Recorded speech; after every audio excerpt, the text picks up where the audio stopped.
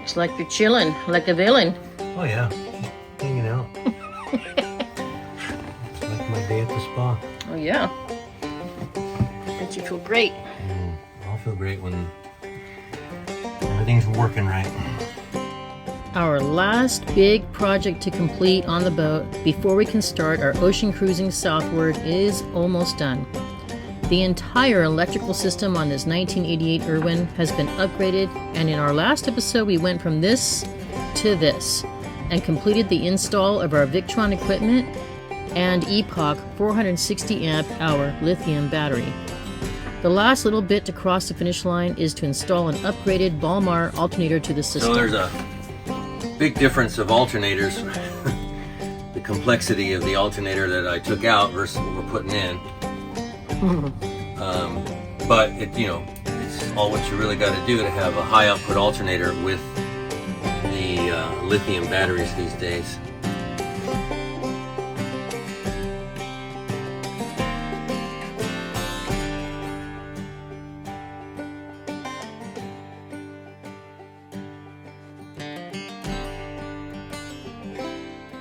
Okay, I'd like to explain a little bit more about how the DC to DC charger works with the Balmar alternator. The DC to DC charger doesn't go directly from the alternator to the lithium battery. So what happens is the alternator will charge up to 120 amps into the AGM start battery, and then the DC to DC charger will pull from that battery and go into the DC to DC charger and then come out the other side of it, a regulated profile that's set for the lithium battery.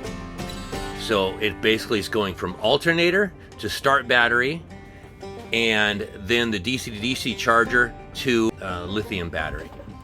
There are some setups that use multiple different DC to DC chargers. So for each DC to DC charger, it could put up to 50 amps into your lithium house battery. So if you had a large enough alternator, you could do 2 DC to DC chargers and then charge your house battery even faster. But the rule of thumb on that is that your alternator needs to be at least a 100 amp alternator for each DC to DC charger you add to it.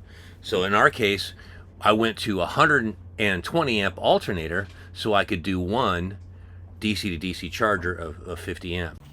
Well, the naysayers will say, well, you can't use this for lithium. You're going to get in big trouble. You're going to blow it up. Like, no, we're not. It is done right.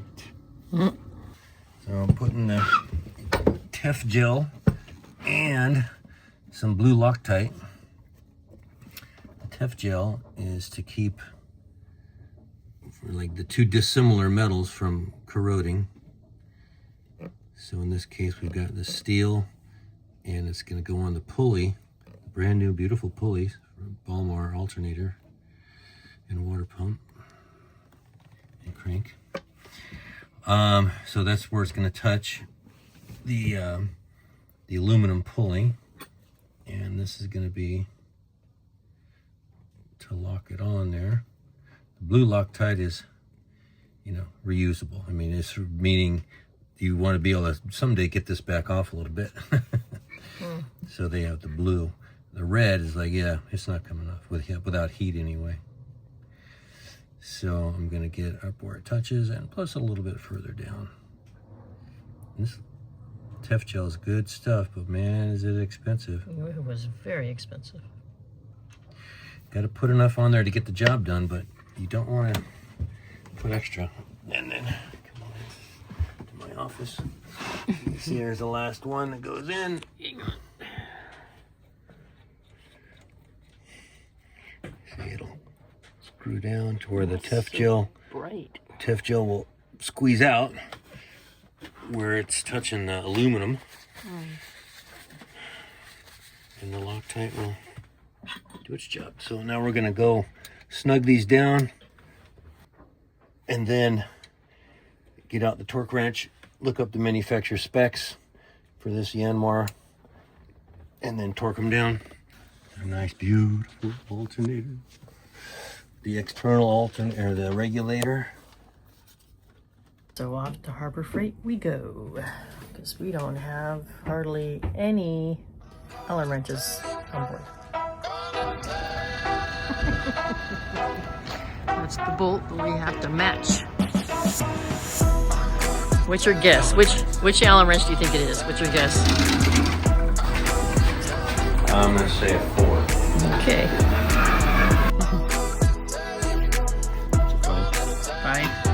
5.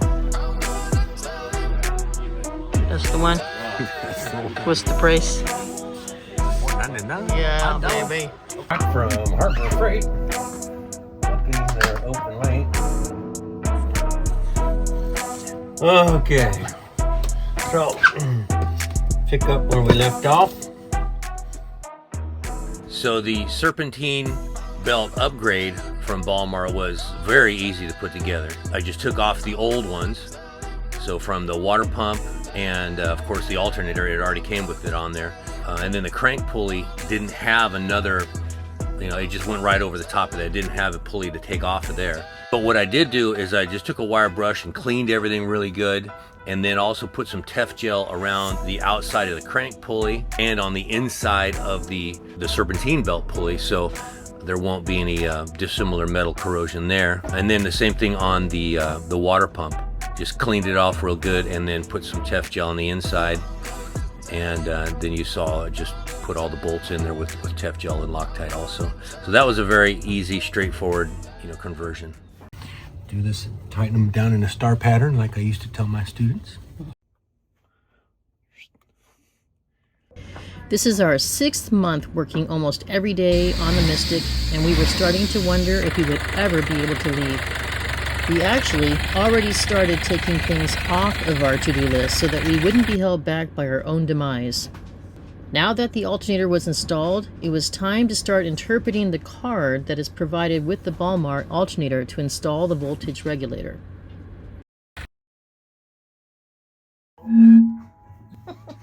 It is the battery sense, so it just senses the voltage and then tells the regulator what the voltage of the battery is.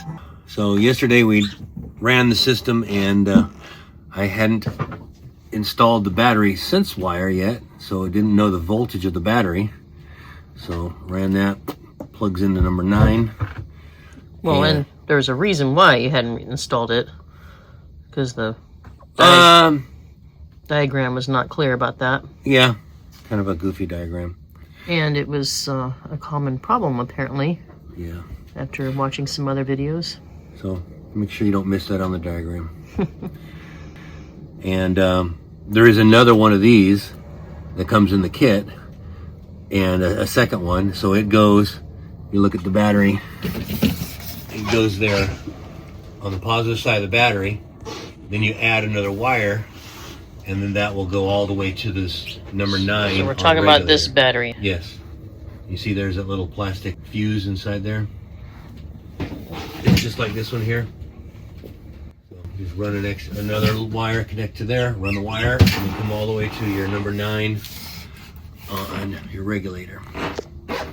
Okay, the next one we're going to do, it's the one that goes from your dash, your charge light. It needs to be brought to number 17. That's out of your existing wiring harness in your vehicle, whether it's a boat or whatever it is. So the confusing part about mine is it's a Yanmar, and any Yanmar wiring diagram I look up does not show the exact color combination that I have. So aside from taking apart my dash and looking at the back of the dash to see if that is a matching number or color code, that's really what I should do, to see if that's the right one that goes to it. But down here, it's got to be. So that's what I'm going with. And this is the card you get with the Balmar Alternator. It's supposed to have all the wiring diagrams for you. But we're looking at this plug here. It's plugged into the back of the alternator. This is the plug we're using because this is the plug you use for an external regulator. But there's a wire that comes out of here, and then it goes right to the back of the alternator, the positive stud. But I need to remove that one, because if you're using an external regulator, then you don't use that. So you just have to take it off that stud back there. And if you're using the external regulator, you do not use this plug either.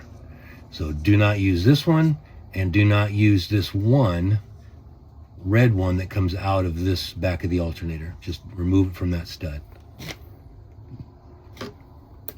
There we go. You don't have to see that, but I'm going to show it here first. That is the mysterious T-plug we've been wondering about.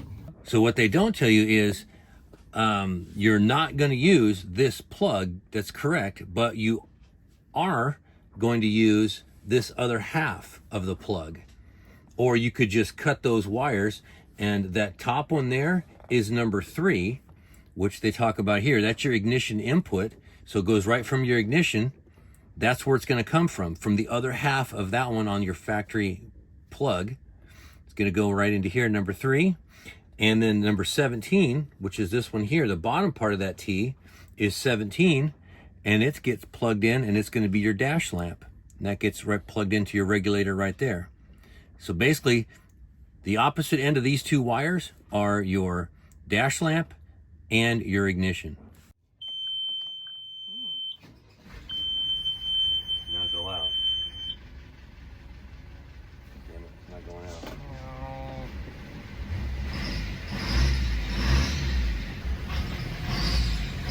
Oh, it went out. It went out? Yeah. Okay, so when we got the thing all hooked up and ready to go, I wanted to program it to fit our application. And as it goes through the digital readout there, it says ball, which is the Balmar, the 618, which is the Balmar 618 regulator. And then it goes to the what kind of battery we have that I'm programming it for. So I'm programming it for our starting battery and our windlass battery, which are AGM batteries. So the code for that is AGL. And then it goes into the field. So like right there is field F0, which equals 100% of the alternator output. So I want to bring it down a little bit to prolong the life of the alternator. And so I go down to F4, and F4 indicates field setting of number 4, which is a reduction of about 20% of the alternator output. Today was a big day, finishing the alternator, getting it charging so well, and seeing all the Victron stuff work all together, and then programming the alternator too, the Balmar, so really good. Big Yes, day. we're starting to see the light at the end of the tunnel. Well, we still are hoping to leave in 4 days, 5 days. Yep. So, looking better.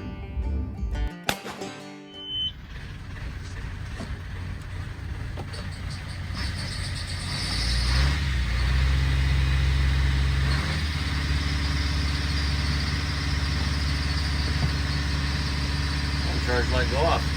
There you go. Thank you. We're moving. Check it out. Oh, sorry. See, proof, we're moving. This is called a test drive. What are we test driving? We're running the motor to test the alternator and the DC to DC charger, making sure everything's doing right. Just kind of watching everything. That's it. Just checking that everything that's since we hooked up all the electrical, checking it all out. And it's a beautiful, like it's just now the clouds opened up. It's nice and warm. We finally can take our sweatshirts off. And today's been an easy day. Like everything we've worked on has been really easy to get done. That is very unusual for us. I think it's supposed to. Yeah. Like no resistance day. That's what this day is called.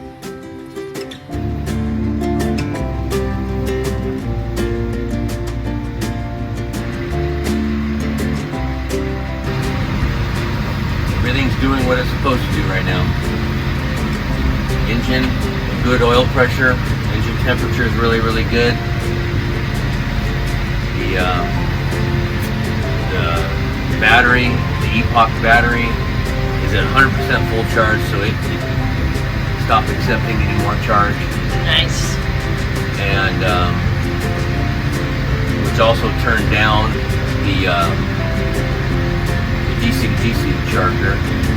So it's really just charging our start battery now, the ATM start battery, and doing exactly what everything's doing what it's supposed to.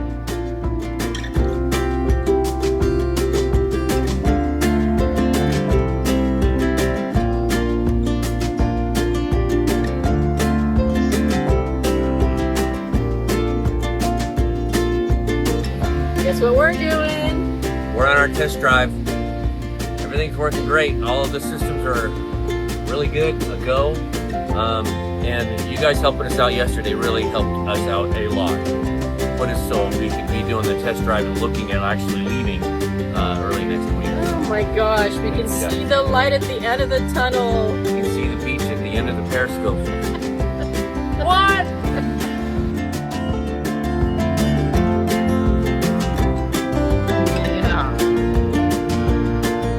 Our bridge in the background. Same view that I recorded when we first bought this boat and we were heading to our slip in the marina.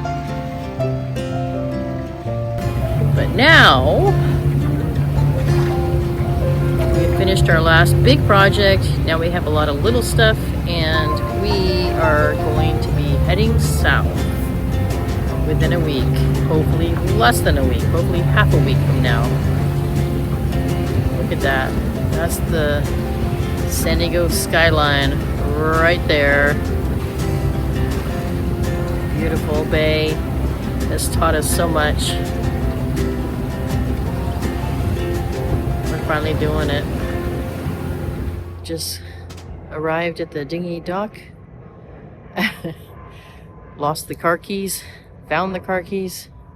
That's all our stuff we typically bring, but this time we have a batteried cart. So I'm gonna go trek and get the car and come back and pick up Tim with all the stuff because we did find the keys. Okay, you're rolling. So we are on day 13 of being on the boat, pretty much nonstop, living on the boat, and we've seen the batteries are just doing fantastic, or the battery, the Epoch battery, 460 amp hour battery, and also the Victron, all the Victron stuff is doing fantastic.